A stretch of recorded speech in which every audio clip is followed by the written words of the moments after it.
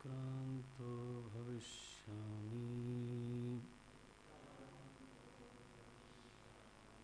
कस्मिन् वा प्रतिष्ठिते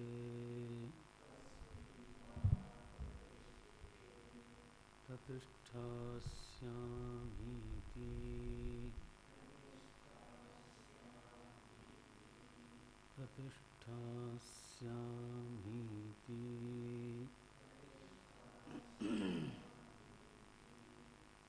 चेतन पूर्विका च सृष्टि इति एवं अर्थं च पुरुषः षोडशकलः पृष्ठः यो भारद्वाजेन स ईक्षां चक्रे ईक्षणं दर्शनं चक्रे कृतवान् इत्यर्थः। सृष्टिफलक्रमादिविषयं कथमित्युच्यते कस्मिन् कर्तृविशेषे देहादुत्क्रान्ते उत्क्रांतो भविष्यामि अहम् एवं कस्मिन् वा शरीरे प्रतिष्ठिते अहं प्रतिष्ठास्यामि प्रतिष्ठितः स्याम् इत्यर्थः। ननु आत्मा कर्ता प्रधानं कर्तृ अतः पुरुषार्थप्रयोजनमुदरीकृत्य प्रधानं प्रवर्तते महदादियाकारेण तत्र इदम् अनुपपन्नं पुरुषस्य स्वातन्त्र्येण ईक्षापूर्वकं कर्तृत्ववचनं सत्त्वादिगुणसाम्ये प्रधाने प्रमाणोपपन्ने सृष्टिकर्तरि सति ईश्वर इच्छानुवर्तिषु वा परमाणुषु सत्सु आत्मनोऽपि एकत्वेन कर्तृत्वे साधनाभावात् आत्मनः आत्मनि अनर्थकर्तृत्वानुपपत्तेश्च नहि चेतनावान् बुद्धिपूर्वकार्यात्मनः अनर्थं कुर्यात्। तस्मात् पुरुषार्थेन प्रयोजनेन इच्छापूर्वकमिव नियतक्रमेण प्रवर्तमाने अचेतने प्रधाने चेतनवद् विचारोऽयं स इच्छां चक्र इत्यादि। यथा राज्ञः सर्वार्थकारिणी भृत्यराजा इति तद्वत् न आत्मनः भोक्तृत्ववत् कर्तृत्व उपपत्तेः। यथा सांख्यस्य चिन्मात्रस्य अपरिणामिनः अपि आत्मनः भोक्तृत्वं तद्वत् एव वेदवादिनाम् ईक्षादिपूर्वकं जगत्कर्तृत्वमुपपन्नं श्रुतिप्रामाण्यात्। तत्त्वान्तरपरिणामः आत्मनः अनित्यत्व अशुद्धत्व अनेकत्व निमित्तः न चिन्मात्रस्वरूपविक्रिया। अतः पुरुषस्य स्वात्मनि एव भोक्तृत्वे चिन्मात्रस्वरूपविक्रिया न दोषाय। भवतां पुनर्वेदवादिनां सृष्टिकर्तृत्वे तत्त्वान्तरपरिणामः एव इति आत्मनः अनित्यत्वादि सर्वदोषप्रसंगः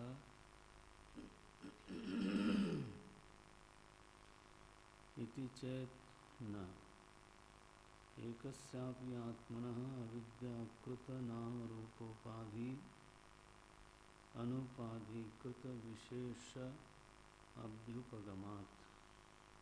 अविद्याकृतनामरूपोपाधिकृतो हि विशेषः अभ्युपगम्यते। आत्मनः बन्धमोक्षादि शास्त्रकृतसंव्यवहाराय परमार्थतः अनुपाधिकृतं च तत्त्वम् एकम् एव अद्वितीयम् उपादेयम्। सर्वतार्किकबुद्धि अनवगाह्यम् अभयम् शिवम् इष्यते। न तत्र कर्तृत्वं भोक्तृत्वं वा क्रियाकारकफलं च स्यात् अद्वैतत्वात्। सर्वभावानां सांख्यास्तु अविद्या अध्यारोपितम् एव पुरुषे कर्तृत्वं क्रियाकारकं फलं च इति कल्पयित्वा आगमबाह्यत्वात् पुनः ततः त्रस्यन्तः परमार्थतः एव भोक्तृत्वं पुरुषस्य इच्छन्ति तत्त्वान्तरं च प्रधानं पुरुषात् परमार्थवस्तुभूतम् एव कल्पयन्तः अन्यतार्किककृतबुद्धिविषयाः सन्तः विहन्यन्ते तथा इतरे तार्किकाः सांख्यैः इत्येवं परस्परविरुद्धार्थकल्पनातः आमिषार्थिनः इव प्राणिनः अन्योन्यविरुद्धमानार्थदर्शित्वात् परमार्थतत्त्वात् दूरम् एव अपकृष्यन्ते। अतः तन्मतम् अनादृत्य वेदान्तार्थतत्त्वम् एकत्वदर्शनं प्रति आदर्वन्तो मुमुक्षवः स्युरिति तार्किकमतदोषप्रदर्शनं किञ्चित् उच्यते अस्माभिः। न तो तार्किकवत् तात्पर्येण तथा एतद् अत्र उक्तम् विवदत्स्वेव निक्षिप्य विरोधोद्भवकारणं तैः संरक्षितसद्बुद्धिः सुखं निर्वाति वेदवित् किंच भोक्तृत्व कर्तृत्वयोः विक्रिययोः विशेष अनुपपत्तिः का नाम असौ कर्तृत्वात् जात्यंतरभूता भोक्तृत्व विशिष्टा विक्रिया यतो भोक्ता एव पुरुषः कल्प्यते न कर्ता प्रधानं तु कर्तृ एव न भोक्तृ इति।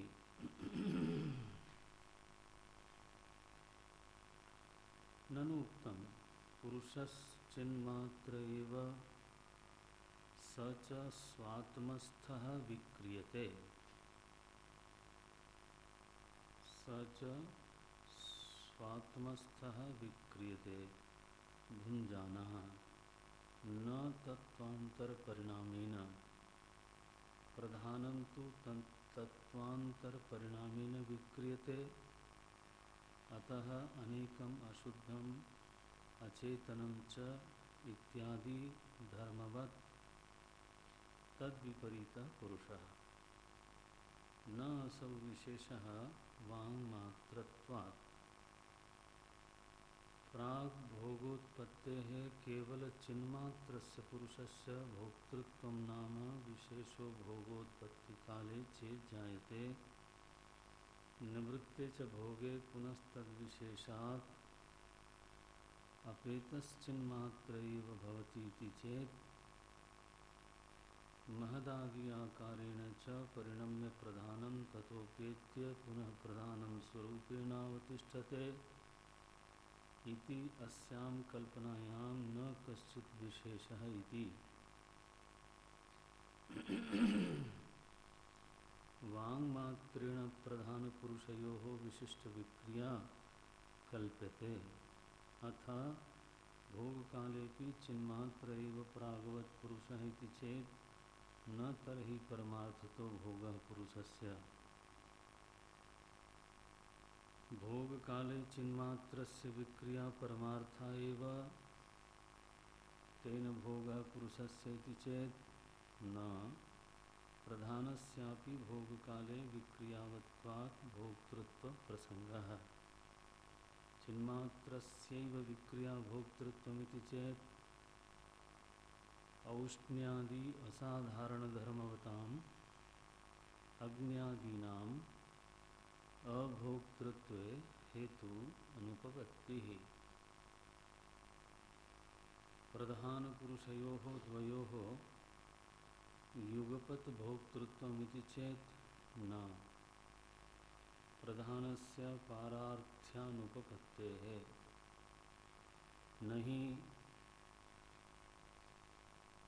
भोक्त्रोः द्वयोः इतरेतरगुणप्रधानभावोपपद्यते प्रकाशयोरिव इतरेतरप्रकाशने भोगधर्मवती सत्वांगिनी चेतसि पुरुषस्य चैतन्यप्रतिबिम्ब उदयः अविक्रियस्य पुरुषस्य भोक्तृत्वमिति चेत् न पुरुषस्य विशेषाभावे भोक्तृत्वकल्पना अनर्थक्यात् भोगरूपश्चेत् अनर्थः पुरुषस्य नास्ति भोगरूपश्चेत् अनर्थः पुरुषस्य नास्ति सदा निर्विशेषत्वात् पुरुषस्य कल्पकस्य अपनयनार्थं मोक्ष साधनं शास्त्रं प्रणीयते अविद्याध्यारोपित अनर्थ अपनयनाय शास्त्र प्रणयनम इति चेत् परमार्थतः पुरुषः भोक्ता एव न कर्ता प्रधानं कर्तृ एव न भोक्तृ परमार्थसत्वस्त्वन्तरं पुरुषाच्च इति इयं कल्पना आगमबाह्या व्यर्था निर्हेतुका च इति न आदर्तव्या मुमुक्षुभिः एकत्वेपि शास्त्रप्रणयनादि अनर्थक्यम् इति चेत् न अभावात् सत्सु हि शास्त्रप्रणेत्रादिषु तत्फलार्थिषु च शास्त्रस्य प्रणयनम् अनर्थकं सार्थकं वा इति विकल्पना स्यात् नहि आत्मैकत्वे शास्त्रप्रणेत्रादयः ततो भिन्नाः सन्ति तद् अभावे एवं विकल्पना एव अनुपपन्ना अभ्युपगत आत्मैकत्वे प्रमाणार्थस्य अभ्युपगतो भवता यदा आत्मैकत्वम् अभ्युपगच्छता तद् अभ्युपगमे च विकल्पना तद् अभ्युपगमे च विकल्प अनुपपत्तिम् आह शास्त्रम् यत्र त्वस्य सर्वम् आत्मा एव अभूत् तत् केन कं पश्येत् इत्यादि शास्त्र प्रणयनादि उपपत्तिं च आह अन्यत्र परमार्थवस्तु स्वरूपात् अविद्या विषये यत्र हि द्वैतमिव भवति इत्यादि विस्तरतो वाजसनेयके अत्र च विभक्ते विद्याविद्ये परापरे इत्यादादेव शास्त्रस्य अतः तार्किकवाद भटप्रवेशः वेदांतराज प्रमाण बाहुगुप्ते इह आत्मैकत्व विषये इति एतेन अविद्याकृत नामरूप अधिकृत अनेक शक्ति साधन कृत भेदवत्वात् ब्रह्मणः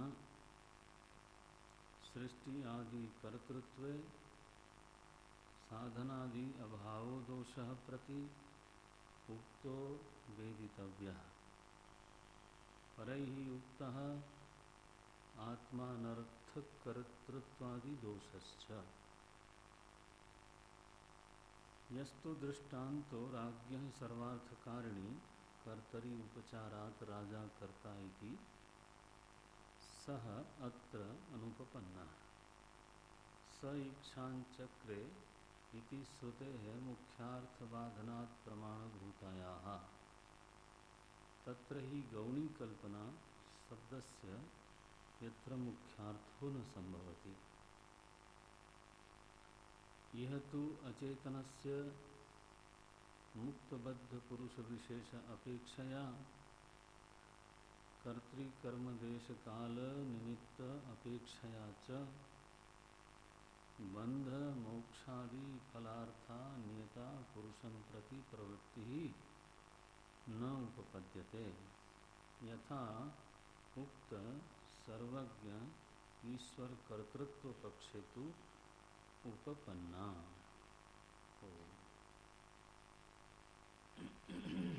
सो कर्तृत्व और भोक्तृत्व चेतन में किस प्रकार से है और किस प्रकार से नहीं है, भगवान भाष्यकार ने अद्वैत वेदांत सिद्धांत को वहाँ प्रस्तुत किया है। अविद्या की स्थिति में जब आत्मा को सोपाधिक रूप से स्वीकार किया जाता है उस समय उसमें कर्तृत्व भी है और भोक्तृत्व भी है। और जब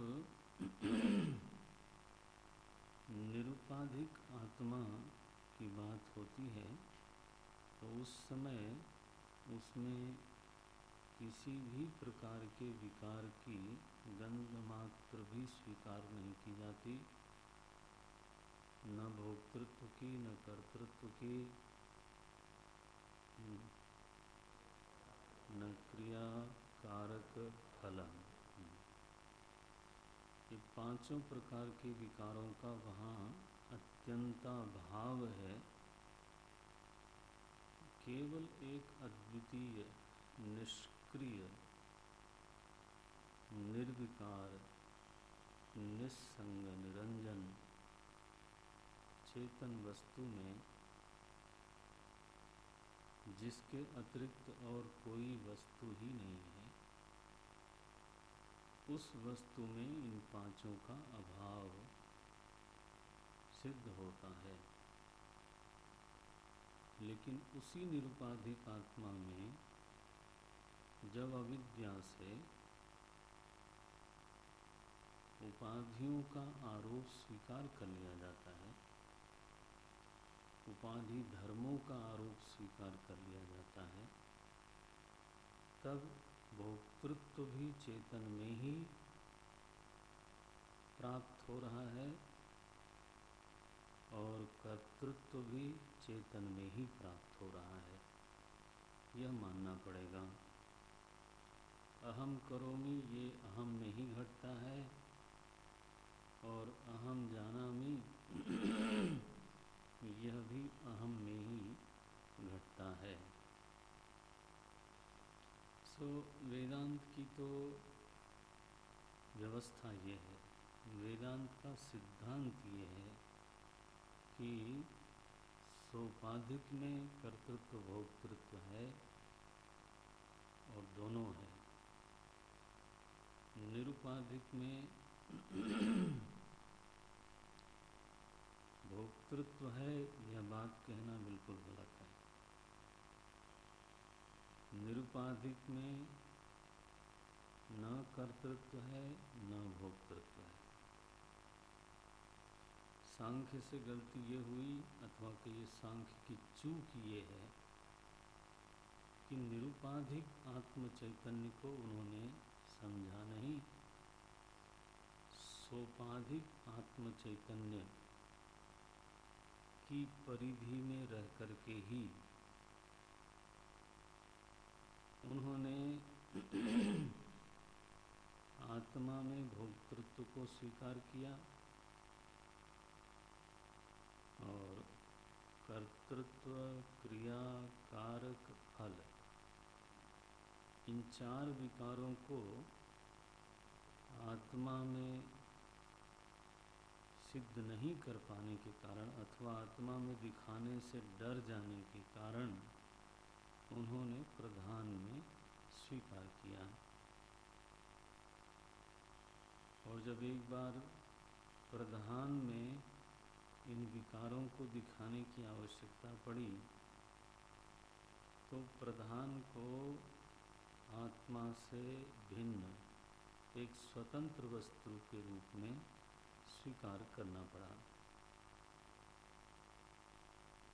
तो दो तत्व मानने पड़े, प्रकृति और पुरुष, प्रधान और प्रकृति। इन दोनों तत्वों को मान करके तो उन्होंने दर्शन की ये व्यवस्था बनाई, जिनका न्याय दार्शनिकों ने बहुत विरोध किया। सभी दार्शनिक विरोध करते हैं, ये लोग उनका विरोध करते हैं। सत्य अपनी जगह पर है। सो भाष्यकार उदाहरण देते हैं श्लोक का कि जिनको तो विरोध के कारण दिखाई देते रहते हैं उनको विवाद करने दो। विवदत्सु एव विरोध उद्भव कारणम। विरोधों के उद्भव का जो कारण है उसको, विरोध के जो कारण हैं उनको विवादियों के ऊपर ही डाल दो। विवदत्सु एव निक्षिप्य, माने उनको करने दो, विरोध आपस में चर्चा करने दो। वो कोई कहेगा कि हाथी दीवाल की तरह है और कोई कहेगा कि हाथी सांप की तरह है। दोनों की अपनी अपनी मान्यताएं हैं।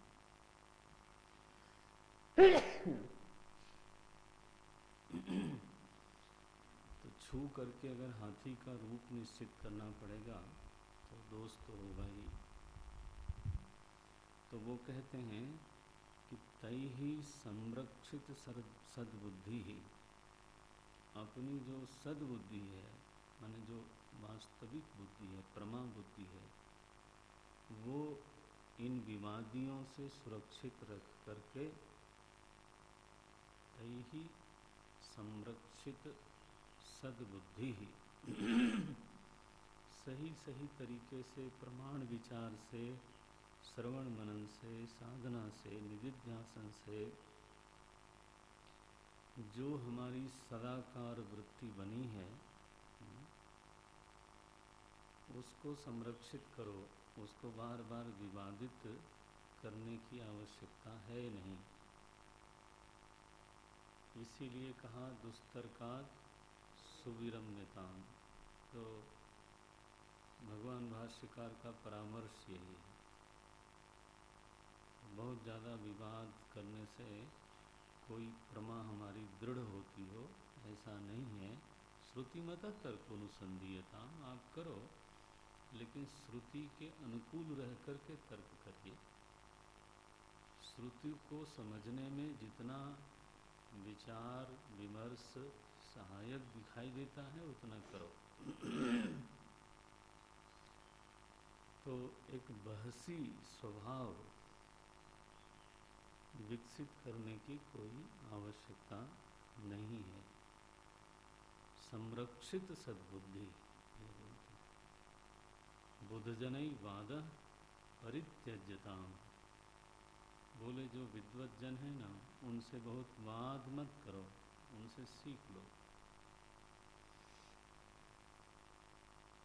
एक स्वभाव की ज़रूरत है। स्वभाव ऐसा भी बन सकता है कि नेवर एंडिंग प्रोसेस है डिस्कशन का।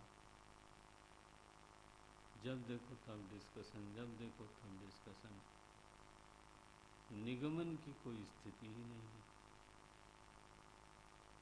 संरक्षित तई ही, इन विवादियों से अपनी बुद्धि को संरक्षित करो। मुमुक्षुओं के लिए बोले हैं तई ही संरक्षित सद्बुद्धि ही सुखम निर्वात वेदविद। जो वेदविद है वो सुखपूर्वक तत्व को प्राप्त कर लेता है। सुखम सुख निर्वाति, सुखपूर्वक शांति से, आनंद से भीतर समाहित रहते हुए उसकी यात्रा स्वरूप की ओर बढ़ती जाती है। और जो बहसी लोग हैं, विवादी लोग हैं, उनकी कोई यात्रा तो होती नहीं, केवल एक स्वभाव ऐसा बनता चला जाता है। तो मना करते हैं, बोले फिर भी थोड़ा जो चर्चा होती है, वाद विवाद होता है, तो उसका प्रयोजन, सार्थक प्रयोजन क्या है? बोले इतना ही है कि जो दूसरे मत हैं जिनमें दोष है, उनका दोष मुमुक्षु को दिख जाए, दोष दिख जाएगा तो वो उसके प्रति आदर भाव नहीं रखेगा, माने उससे विरत हो जाएगा, उससे दूर हो जाएगा। तो ऊपर लिखते हैं तार्किक मत दोष प्रदर्शनम।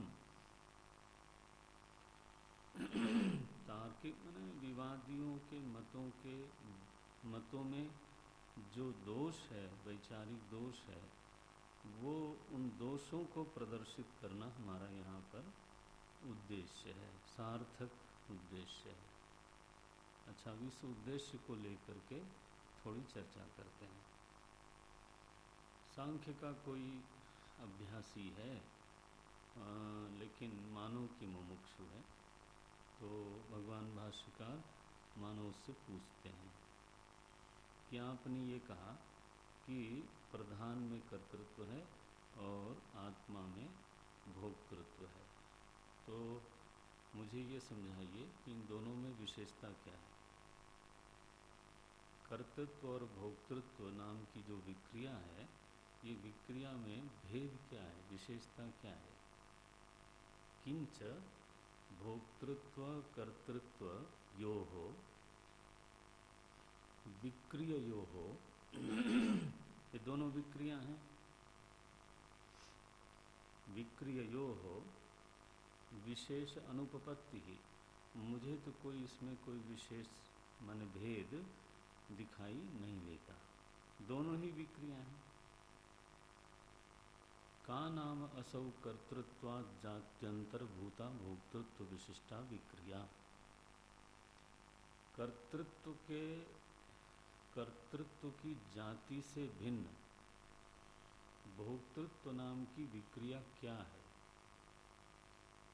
क्या उसमें विशेष है जिसके कारण आप भोक्तृत्व को इधर रख रहे हो और कर्तृत्व को इधर रख रहे हो? लिखते हैं यतः, जिसके कारण भोक्ता एव पुरुषः कल्प्यते न कर्ता, प्रधानं तु कर्तृ एव न भोक्तृ इति। कोई विशेषता आपके विचार में जरूर होगी जिसके कारण आप प्रधान को कर्ता ही मानते हो, भोक्ता नहीं मानते, और पुरुष को भोक्ता ही मानते हो, कर्ता नहीं मानते। विशेषता क्या है? दोनों विक्रियाओं में विशेषता क्या है? तो सांख्य दार्शनिक कहता है कि मैंने तो बताया था आपसे कि एक में तत्वांतर परिणाम है, दूसरे में स्वरूपस्थ परिणाम है। हमने तो आपको बताया था दोनों विक्रिया में बहुत भेद है। तो फिर से उस विषय को ला करके विचार करते हैं। ननु उक्तम पुरुषः चिन्मात्रः, यह जो पुरुष है चेतन मात्र है, चिन्मात्र है। तस्मिन् पुरुषे न किंचित अस्ति, चेतना के अलावा उस पुरुष में और बिल्कुल कुछ भी नहीं है। ननु उक्तम पुरुषः चिन्मात्रः एव सच, अब देखना विक्रिया, सच स्वात्मस्थो विक्रियते भुंजाना। जब भोग करता है वह पुरुष, तो स्वरूप में रहते हुए अपने माने चेतन में रहते हुए ही विक्रियते, विकार होता है उसमें। चेतन की स्थिति नहीं बदलती। स्वरूप त्याग नहीं होता। अब ऐसा इन्होंने कहा। किस आधार पर कहा? प्रातः हमने बोला था कि अनुभव ऐसा ही आता है कि इच्छा की निवृत्ति हो जाने पर मेरी फिर से वही पूर्व स्थिति बन जाती है। एक विकार अपने में दिखाई देता है और एक विकार बीज में दिखाई देता है। बीज में जो विकार दिखता है उसमें पूर्व स्थिति प्राप्त नहीं होती, तो ये दो भेद तो करने पड़ेंगे। बोलते हैं भुंजानः विक्रियते स्वात्मस्थ एव, अपने आप में रहते हुए ही भोग के समय वह विकृत हो जाता है। न तत्वांतर परिणामेन, पुरुष में तत्वांतर परिणाम बिल्कुल नहीं होता। अच्छा, प्रधान बोले प्रधानम तो तत्वांतर परिणामेन विक्रियते, प्रधान तो तत्वांतर परिणाम में विकृत होता है। कैसे? अब जब विकृत होगा तत्वांतर रूप में तो अतः अनेकम अशुद्धम अचेतनम च इत्यादि धर्मवत, तब प्रधान में अनेकता है, अशुद्धता है, अनित्यत्व है, जड़त्व है। इस तरह के धर्म उसमें हो जाते हैं। तद विपरीतः पुरुषः, लेकिन पुरुष में ये सब बिल्कुल नहीं होता। तद विपरीतः पुरुषः, तो ये एक बिंदु है सांख्य दर्शन का और काफ़ी अनुभव से मेल खाता है। भाष्यकार ने जो उनके दोष पर उंगली रखी है वो ये है कि यह अनुभव भी निरुपाधिक में नहीं है, यह अनुभव भी आखिर सोपाधिक में ही है। तो भाष्यकार ने जो उनको कहा कि आपने आत्मा को निरुपाधिक नहीं समझा, सोपाधिक में ही आप ये भेद करके बैठे हो कि आत्मा में आत्मा चेतन मात्र है, दृष्टा मात्र है,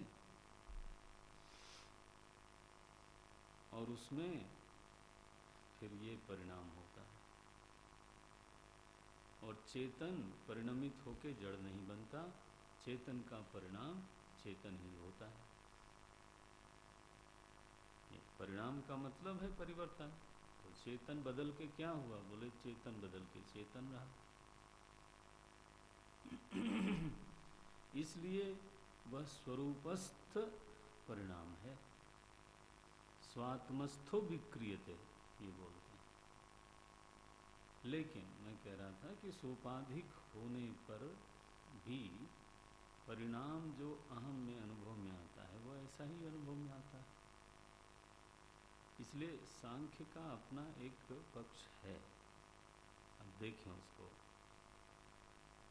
बोले प्रकृति में ऐसा नहीं होता। अब भाष्यकार समझाते हैं, बोले न असौ विशेषा, बोले ये जो आपने परिणाम के दो विभाग बनाए हैं, दो प्रकार की विक्रिया बनाई है, बताई है, न असौ विशेषा, इसमें कोई विशेषता मुझको दिखती नहीं है। आपको संतोष हो गया होगा, लेकिन आप जरा इस पक्ष पे ध्यान दीजिए। यह जो विशेषता आप बता रहे हो वांग मात्रत्वात्, ये केवल कहने के लिए विशेषता है। वांग मात्रत्वात्, क्यों ऐसा बोल रहे हैं? क्योंकि अब देखना, स्वात्मस्थ विक्रिया का भगवान भाष्यकार स्वयं विवरण कर रहे हैं। बोले आप क्या बताते हो भोक्तृत्व के बारे में? ऐसा ही बोलते हो ना। प्राग भोग उत्पत्ति है, भोग की उत्पत्ति के पहले आत्मा कैसा था? केवल चिन्मात्र से पुरुषस्य, केवल चिन्मात्र पुरुष था। फिर उसमें भोक्तृत्वम नाम विशेषो भोगोत्पत्ति काले चेत जायते। भोगोत्पत्ति काले, भोग की उत्पत्ति काल में उसी चिन्मात्र पुरुष में भोक्तृत्वम नाम विशेषो जायते, भोक्तृत्व नाम का एक विशेष उत्पन्न हुआ जो पहले नहीं था। कदा जायते? भोगोत्पत्ति काले जायते, पहले उसमें नहीं था। चूंकि पहले नहीं था, भोगोत्पत्ति काल में उसमें ये प्रकट हुआ विशेष, इसलिए आप कहते हो कि चेतना में भोक्तृत्व है। फिर आगे बोलते हैं निवृत्ते च भोगे पुनः तद विशेषात् अपेतः चिन्मात्र एव भवति। निवृत्ते तु भोगे, निवृत्ते च भोगे, भोग जब निवृत्त हो गया तब क्या? तब तद विशेषात, उस विशेष जो विशेष उत्पन्न हो गया था भोक्तृत्व नाम का, उस विशेष से पुरुष अपेत हो गया। अपेत माने दूर हो गया, अलग हो गया। तद विशेषात अपेतः, तो उसकी स्थिति क्या बनी? चिन्मात्र एव भवति, तब वो केवल चिन्मात्र रह जाता है। इसका मतलब है कि भोगोत्पत्ति काल में एक विशेष का जन्म होता है, उसका नाम है भोक्तृत्व। भोगोत्पत्ति काल के पूर्व में वह विशेष नहीं था, पश्चात नहीं रहता, तो दोनों ही समय में चिन्मात्र है। माने पूर्व स्थिति को पुरुष प्राप्त कर लेता है, बीच में केवल भोगोत्पत्ति काल के समय में उसमें एक विशेषता आती है। मैंने ठीक समझा? तो सांख्यवादी कहना ही पड़ेगा उसको, हाँ यही ठीक है। कई बार क्यों प्रश्न दोहराना पड़ता है कि दूसरा आदमी जो बोल रहा है मैं वही समझ रहा हूँ या कुछ मैं और ही उत्तर देता जा रहा हूँ, और सामने वाला बाद में हमारे आधे घंटे बोलने के बाद कहे कि मैंने ये नहीं पूछा था। बहुत आसान है। नहीं, विचित्र, कभी कभी ऐसा होता है, आप लोग चर्चा करते होंगे, मैंने ये नहीं पूछा था तो पहले क्यों नहीं बताया? आधे घंटे बुलवाने के बाद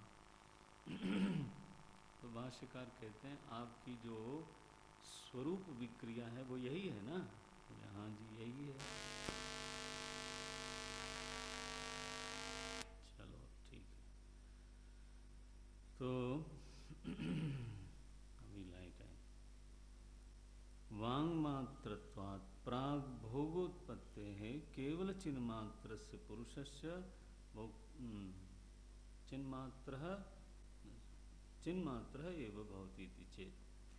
अगर आप ये बोलते हो, फिर आप बोलते हो कि प्रकृति को पूर्व स्थिति प्राप्त नहीं होती। मैं कहता हूँ होती है। जिस तरह का सिद्धांत है आपका, उस सिद्धांत में प्रधान को भी पूर्व स्थिति प्राप्त हो जाती है। सृष्टि काल में प्रकृति परिणमित होती है और महाप्रलय में फिर से प्रधान भाव को प्राप्त करती है। तो आप ये क्यों नहीं कहते कि प्रकृति में भी स्वरूप विक्रिया ही हो रही है? प्रकृति में तत्वांतर परिणाम किधर हुआ?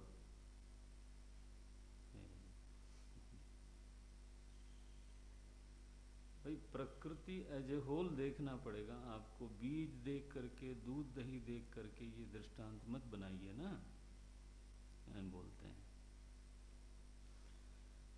महदादि आकारेण च परिणम्य प्रधानम, प्रधान महदादि आकार में परिणमित हो गया, फिर ततः अपेत्य, और जब महाप्रलय हुआ तो सारे परिणामों से अलग हट करके अपेत्य माने अलग होकर के, ततः अपेत्य पुनः प्रधानम स्वरूपेण एव अवतिष्ठते, फिर से महाप्रलय में वो प्रधान रूप से ही अवतिष्ठित होता है। इति अस्याम कल्पनायाम न कश्चित विशेष इति, मुझे इस कल्पना में कोई विशेषता दिखाई नहीं देती। वांग मात्रेण, वो जो कहा था उसी का विवरण कर दिया। वांग ये तो कहने के लिए है केवल, वांग मात्रेण प्रधान पुरुषयोः विशिष्ट विक्रिया कल्प्यन्ते, ये तो आप केवल कहने के लिए बोल गए कि प्रधान में अलग तरह की विक्रिया होती है और पुरुष में अलग तरह की विक्रिया होती है। विक्रिया तो विक्रिया है, दोनों में ही पूर्व स्थिति की प्राप्ति हो रही है। अब ये तो एक तरह से एक बिल्कुल सिद्ध सा सिद्धांत असिद्ध हो गया। अब ये तो बहुत बड़ा कट हो गया ना तो थोड़ी विह्वलता आ गई, सिद्धांत में दोष बन गया तो बड़ी विह्वलता आई। क्या बोलते हैं, अथ भोग काले अपि चिन्मात्र एव, आप कह रहे थे ना कि भोग काल में वो भोगता हो जाता है, हम कहते हैं इवन भोग काल में भी वो चिन्ह मात्र ही बना रहता है। इस चर्चा का बड़ा प्रयोजन है, जितने भी विकल्प हमारे मन में उठ सकते हैं उन विकल्पों को पहले ही सामने रख दिया गया। बोले भोग काल में ही पुरुष, भोग काल में भी पुरुष केवल चिन्ह मात्र बना रहता है, ऐसा अगर कहें तो चिन्ह मात्र एव प्रागवत पुरुष हिति चेत, तो बोले फिर तो कहना ही क्या है, न तरहि परमार्थतः भोग पुरुषस्य, भोग काले चिन्मात्रस्य विक्रिया परमार्था एव, न तरहि परमार्थतः भोग पुरुषस्य, इतना ही है। तब तो अगर वो भोग काल में भी चिन्मात्र है तो परमार्थतः उसमें भोग हुआ ही नहीं, तो फिर उसको भोक्ता मानते क्यों हो, अभोक्ता कहो। बोले हाँ ये भी ठीक है, अभोक्ता कहो तो फिर तुम क्यों भोक्तृत्व मानते हो, उसमें छुट्टी करो। बोले नहीं वो तो ठीक नहीं होगा, बड़ी मेहनत से सिद्धांत बना था, अब इतनी जल्दी थोड़ो। क्या बोलते हैं, हम ये मानेंगे कि वह जो विक्रिया हुई ना भोग काल में, वो वास्तविक विक्रिया हुई। भोग काले चिन्मात्रस्य विक्रिया परमार्था एव,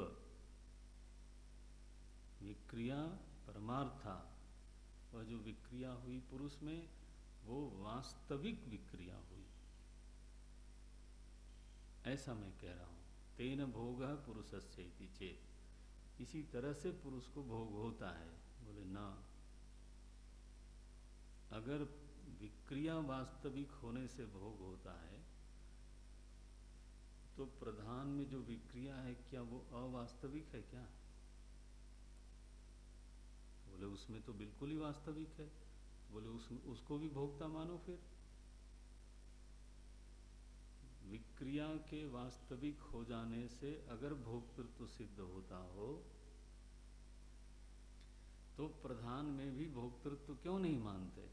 बोलते हैं प्रधानस्यापि भोग काले विक्रियावत्वात् भोक्तृत्व प्रसंग, तब तो उसमें भी भोक्तृत्व मान लो। बोले कैसे मान लें, प्रधान तो जड़ है, भोक्तृत्व तो केवल चेतन में होता है। ये बोलते हैं चिन्मात्र से एव विक्रिया भोक्तृत्वमिति चेत, चेतना मात्र में जो विक्रिया होती है उसमें उस विक्रिया को भोक्तृत्व बोलते हैं। चेतना की विक्रिया को भोक्तृत्व बोलते हैं। चिन्मात्र से एव विक्रिया भोक्तृत्वमिति चेत। बोले इसमें क्या खास बात है, क्यों ऐसा कह रहे हैं आप? बोले भाई पुरुष का असाधारण धर्म है चेतना। भाष्यकार थोड़ा खेलते हैं इसके साथ। बोले अगर असाधारण धर्म होने से कोई भोक्ता हो जा रहा है तो अग्नि का असाधारण धर्म है उष्णता। तो असाधारण धर्म तो उसमें भी है। ऐसे खेल है थोड़े, बोलते हैं औष्ण्यादि असाधारण धर्मवताम अग्न्यादीनाम अभोक्तृत्वे हेतु अनुपपत्ति। तो सारे ही पदार्थों का धर्म असाधारण होता है, अग्नि इत्यादि का भी धर्म उष्णता आदि असाधारण होता है, तो उसमें फिर भोक्तृत्व नहीं है ऐसा कहने का कोई हेतु नहीं है। दो खंडन किया। असाधारण धर्म कहने से एक में भोक्तृत्व है दूसरे में नहीं है, ये कहना नहीं बनेगा। दूसरा, विक्रिया वास्तविक है ऐसा कहने से सभी में विक्रिया वास्तविक हो रही है, इसलिए सभी में भोक्तृत्व मानना पड़ेगा। नहीं, चेतना में ही भोक्तृत्व होता है, जड़ में भोक्तृत्व हो ही नहीं सकता। अगर ऐसा किसी को कहना भी हो तो चेतना को असाधारण धर्म मत मान बैठना, वो धर्म नहीं है, वह स्वरूप है, धर्म धर्मी संबंध नहीं है, ये बताना चाहते हैं। अच्छा, तो जब इन्होंने देखा कि विक्रिया भी दोनों में समान है, वास्तविक है, और असाधारण धर्म भी दोनों में समान है, तो उन्होंने कहा रहने दीजिए, फिर प्रधान में भी भोक्तृत्व है और पुरुष में भी भोक्तृत्व है, दोनों में मान लेते हैं। और आपका आग्रह भी दिखता है, तो वो बोलते हैं प्रधान पुरुषयोः द्वयोः युगपत भोक्तृत्वम इति चेत। प्रधान और पुरुष दोनों में ही युगपत, युगपत माने साइमल्टेनियसली, समकाल में युगपत भोक्तृत्व है, दोनों में समान भोक्तृत्व है, ऐसा मानते हैं। तो भाष्यकार कहते हैं तब तो आपका सिद्धांत बिल्कुल गलत हो जाएगा। क्यों? सृष्टि का प्रयोजन आपने किस में बताया था? पुरुष में। अगर दोनों ही भोक्ता हैं तो प्रधान में जो पारार्थ्य है, दूसरे के लिए प्रवृत्त होने का जो स्वभाव है, यह सिद्ध नहीं होगा। ये लिखते हैं प्रधानस्य पारार्थ्य अनुपपत्ते है।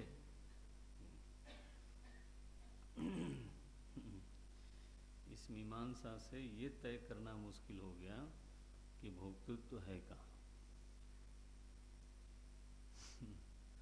प्रधान में सिद्ध होता नहीं, पुरुष में सिद्ध होता नहीं, और इसीलिए तो कहा गया कि विचार से सिद्ध हो जाए तब तो वो वास्तविक हो जाएगा।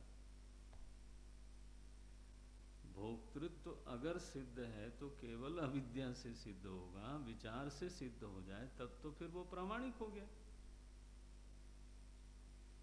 तो मैं पढ़ रहा था, जब भी पढ़ता हूँ मुझे लगता है भगवान डंडा लेकर के भोक्तृत्व का मानो पीछा कर रहे हैं कि तू कहाँ है भाई, या कहिए टार्च लेके खोज रहे हैं कि किधर है तू, प्रधान में कि पुरुष में कि दोनों में, और उनको कहीं नहीं मिल रहा है, ये समस्या है। और हम लोगों को सर्वत्र में ये विचार का ये वैभव होता है। बोले प्रधान पुरुषयोः द्वयोः युगपत भोक्तृत्वमिति चेत, ना, ये ठीक नहीं है। क्यों? प्रधानस्य पारार्थ्य अनुपपत्ते है। प्रधान में जो परार्थता आप बताते रहते हो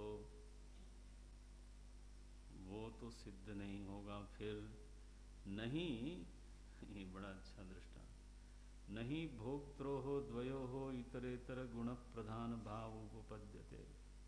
जब दोनों ही भोक्ता हैं तो एक गौण है और एक प्रधान है, ये भाव भी उत्पन्न नहीं होगा। कैसे? जैसे प्रकाशयोः इव इतरेतर प्रकाशने, दो दीपक साथ में रख दिए जाएं तो आपका ये कहना बिल्कुल व्यर्थ लगता है कि यह दीपक इसको प्रकाशित कर रहा है और यह दीपक इसको प्रकाशित कर रहा है, इसलिए यह दीपक गौण है और यह दीपक प्रधान। जब दोनों ही एक दूसरे को प्रकाशित कर रहे हैं तो दोनों प्रधान है, तब गौण क्यों? कोई गौण नहीं है फिर।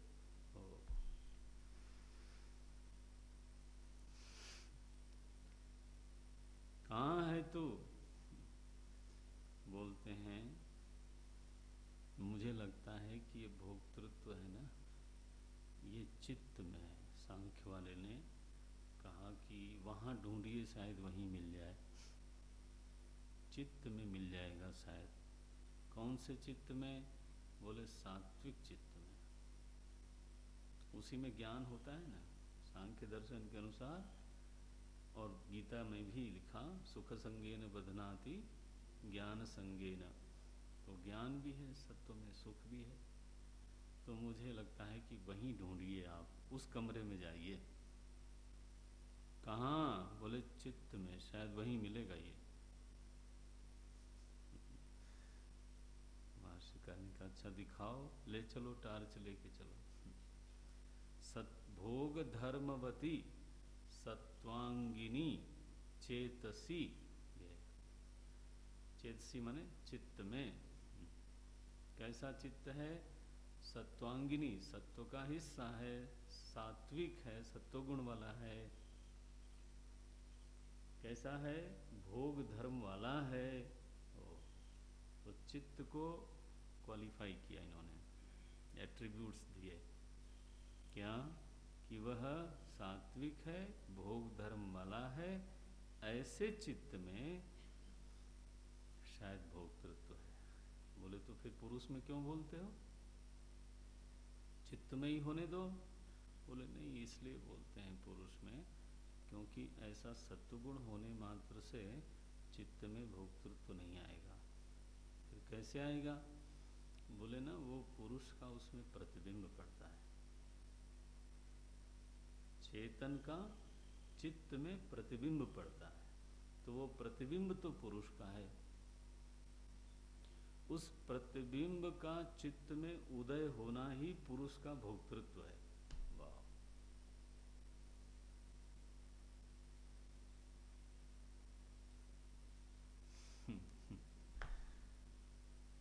चित्त में पुरुष का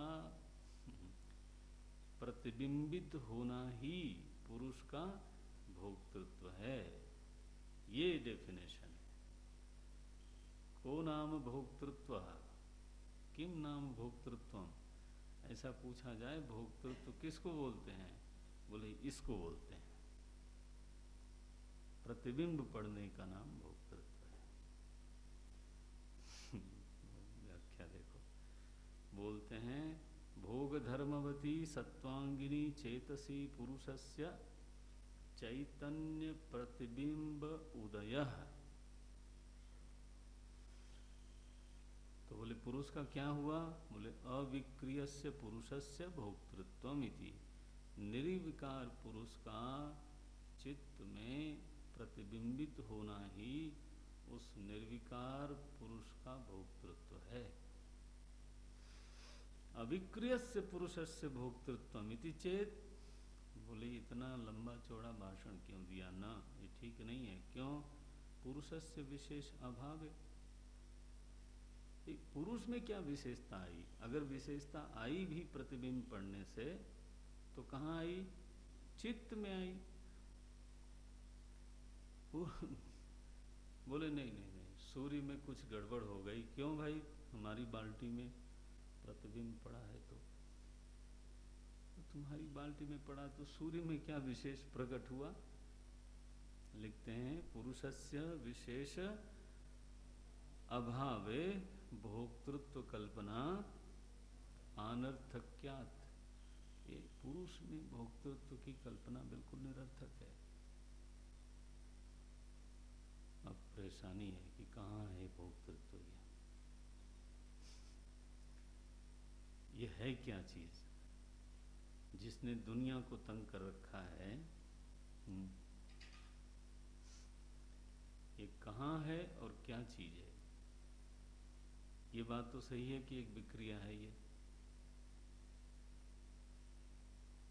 विक्रिया है तो कहाँ है, चेतन में। वो तो चेतन में कैसे विक्रिया, चित्त में, तो चित्त में होगी तो चित्त में मानो, फिर पुरुष में क्यों मांगते हो। प्रधान में तो उसमें पारार्थ की अनुपपत्ति हो जाती है।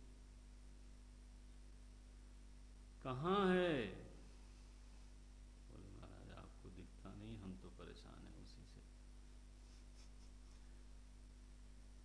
ये भगवान भाष्यकार ने संभवतः विवेक चूड़ामणि में लिखा कि ये जो रोग है ना, ऐसा भागता है डर के मारे। धावती ऐसे करके कोई श्लोक आता है। जब विचार पीछे पड़ता है, मुझे बताओ क्या है वो और कहाँ है। आखिर और भी कोई जगह होगी क्या, या तो पुरुष या प्रधान, कहीं तो होगा ना। मुझ में है, मुझ में माने क्या,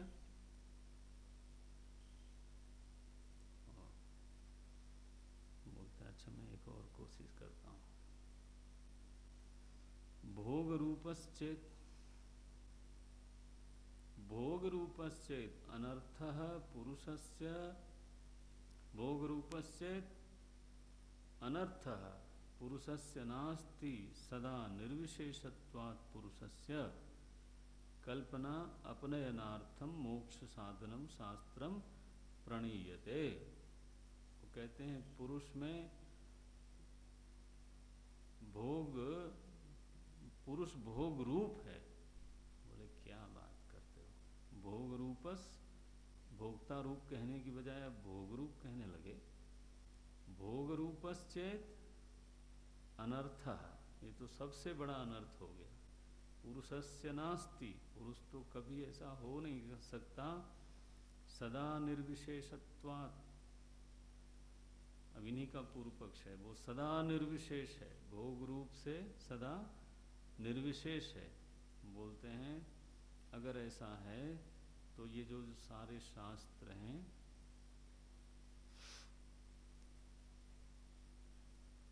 पुरुषस्य निर्विशेषत्वात् पुरुषस्य कस्य अपनयनार्थम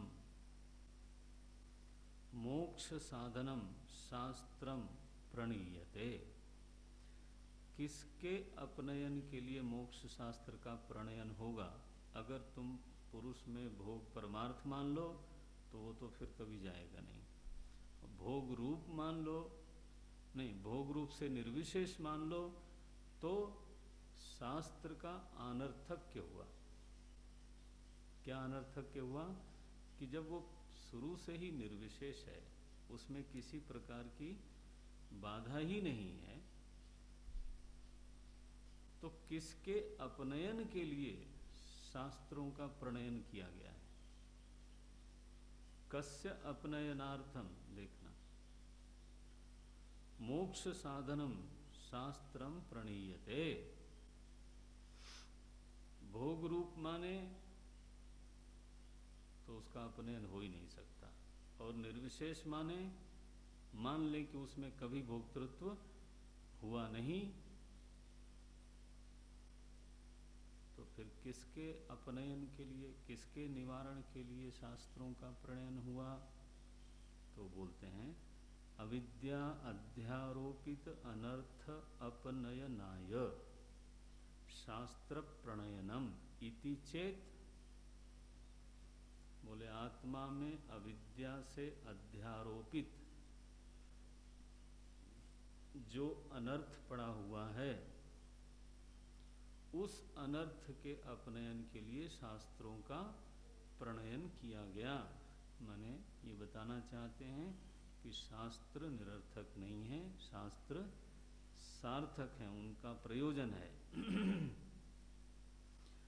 तो बोले कि जब आपको ये कहना है, ये तो आप हमारी बात पे आ गए ना घूम फिर करके, कि अविद्या से पुरुष में अनर्थ का आरोप हुआ है, आरोप हुआ है। वो शब्द वेदांत का है।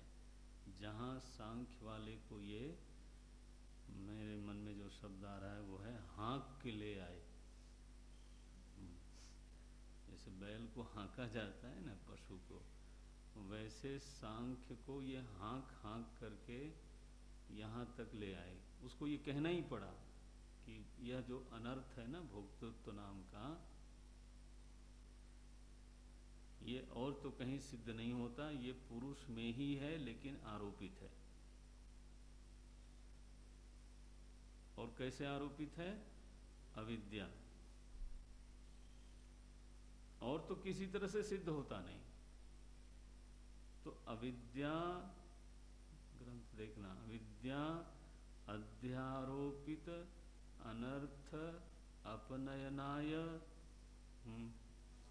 शास्त्र प्रणयनम इति चेत, तो भाष्यकार कहते हैं तब परमार्थतः पुरुषो भोक्ता एव न कर्ता प्रधानम कर्तृ एव न भोक्तृ। ये सब तमाशा करने की क्या जरूरत है? तो अपना सिद्धांत छोड़ो फिर, और छोड़ना ही पड़ेगा। न भोक्तृ परमार्थ सत वस्तुअंतरम पुरुषाच्च, और प्रकृति पुरुष से परमार्थतः भिन्न है, वस्तुअंतर है। प्रकृति की अपनी एक वास्तविक सत्ता है। इति इयम कल्पना आगम बाह्या। तो यह जो आपने जो कल्पना कर रखी है, ये कैसी है? आगम से बाह्य है। इतना ही नहीं, व्यर्था, इसका कोई अर्थ नहीं है। इतना ही नहीं, निर्हेतु का, इसके पीछे कोई लॉजिक, कोई तर्क नहीं दिखाई देता। च इति न आदर्तव्या मुमुक्षुभि, और इसलिए ये सांख्य की यह जो व्यवस्था है कि पुरुष में भोक्तृत्व, प्रकृति में कर्तृत्व और क्रियाकारक फलादि, और पुरुष से प्रकृति भिन्न स्वतंत्र, ये जो कल्पना है आपकी, आदर के लायक नहीं है, निर्हेतुक है, व्यर्थ है। और इतना ही नहीं, सबसे बढ़ के आगम बाह्य है। ओम पूर्णमदः पूर्णमिदं पूर्ण